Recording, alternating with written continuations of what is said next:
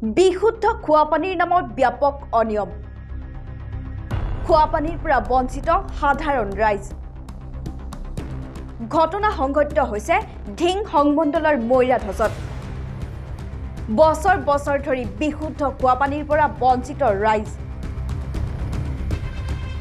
বিগত 2013 চনত ফলকবিহীনতাৰে নিৰ্মাণ কাৰ্য আৰম্ভ কৰা হৈছিল পানী যোগান প্ৰকল্পৰ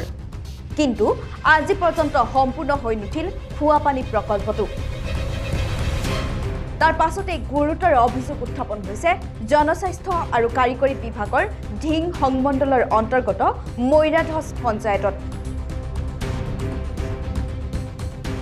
গাঁওবাসীয়ে আজিও বিশুদ্ধ খোৱাপানীৰ পৰা বঞ্চিত হৈ আছে বুলি অভিযোগ উত্থাপন কৰিছে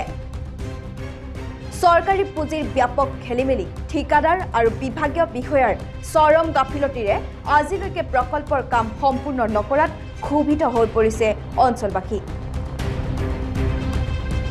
অতি শীঘ্ৰেই পানী যোগান প্ৰকল্পটোত সংঘটিত হোৱা দুৰ্নীতি আৰু অনিয়মৰ সঠিক তদন্ত কৰি অচিৰেই এই গ্ৰাম্য অঞ্চলৰ ৰাইজক বিশুদ্ধ খোৱাপানীৰ ব্যৱস্থা কৰিবলৈ ৰাইজৰ দাবী নিৰ্মাণ হোৱা 13 চনৰ নিৰ্মাণ হোৱা ৱাটাৰ ছাপ্লাইৰ আজিলৈকে আমাৰ ৰাইজৰ জলযোগৰ ব্যৱস্থা পোৱা নাই জলযোগৰ সহায় সহযোগিতা কৰিব পৰা নাই আৰু মানে যি মানুহ আহে ইয়াত